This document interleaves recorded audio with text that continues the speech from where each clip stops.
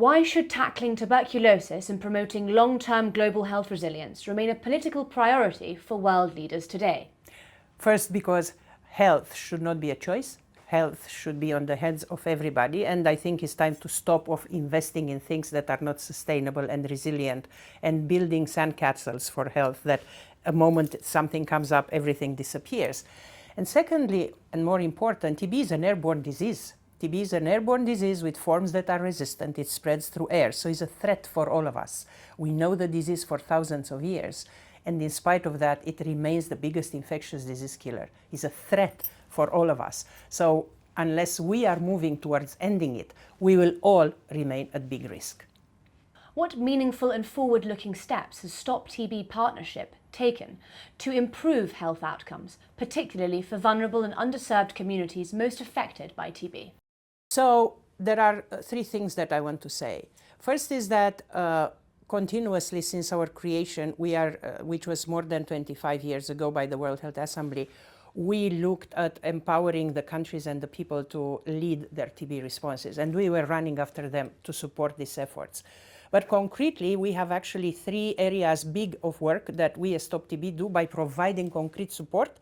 One is through TB Reach, which is actually providing innovations that come from the countries, not only AI and digital health, but also delivery innovations that are created in such a way to increase access for everybody, irrespective of what their vulnerabilities and barriers to access health are.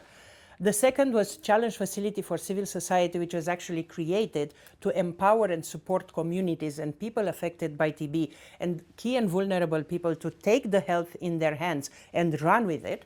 And the other is that we are also having the biggest platform for procurement of supply of drugs and diagnostics for tuberculosis in the world, with the main objective of access, to ensure that people get the diagnosis and treatment. So that's what package we actually offer as Stop TB, but I want to say again, by supporting the countries. We never had the money to create parallel systems, so we just support what countries has with our tools.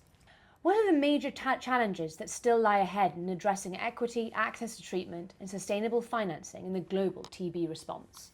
Well, I think there are, I would say again, three things. First is the attention of the health leaders is these days of the health ministers pulled in so many directions, not only by the entire agenda, the political and economical agenda, but you see, there is a lot of conversation around redo global health architecture, even now at WHO. Well, attention should be, is that going to help in any way increase the funding at national level for TB, for HIV, for NCDs? Not necessary. So let the leaders of the countries focus on what kills their people. So unfortunately for TB, because you asked what's impeding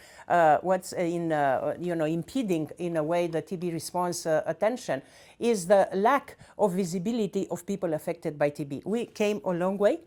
Our people with TB have a lot of vulnerabilities, are not the most exciting people, sick, and that's why they are very little visible. And that's why they are very easy forgotten. You see, people speak with easiness of a lot of other diseases, HIV, malaria, cardiovascular, and so on. Very difficult to speak about TB because it was always forgotten, or a disease that is not about me. People didn't realize that it's about all of us because we are all breathing. So that's the major thing that I would say stay in front of increased financing for TB. How can political leaders and institutions, including the G7, G20 and the UN, better support international collaboration and accelerate progress towards ending TB? I think people need to stop blah blah and speak too much and be very concrete. I think leaders in the countries, but also G7, G20 should look at, okay, we cannot tackle everything everywhere in the same time and cover ourselves in words and political declaration. It has to be concrete. What kills people in a country? Okay, if you have an airborne disease like TB, okay, that actually model a lot of things. When COVID happened, a lot was constructed on what TB brought in.